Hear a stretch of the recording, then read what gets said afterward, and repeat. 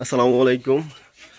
আজকে কণ্ঠনগরের বিশিষ্ট ব্যবসায়ী বিশিষ্ট সমাজসেবক হাবিবুর রহমান রনি কর্তৃক আমাদের কিশোরনগর এবং গোবিন্দপুরে যে আদর্শ সড়ক আছে ওই সড়কের ভিতর গণ খাবারের আয়োজন করা হয়েছে।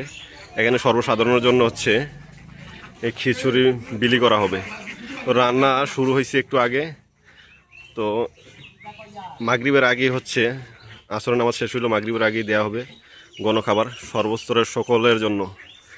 তো আমি একটু ভিডিও নিয়ে নিলাম, আর হচ্ছে পরবর্তীতে খাবারের ভিডিও এবং অন্যান্য বিষয়গুলো আমি সবগুলো একসাথে করে গ্রুপে আপলোড করব। এইটা অলরেডি একটা হচ্ছে খাবার রান্না কমপ্লিট।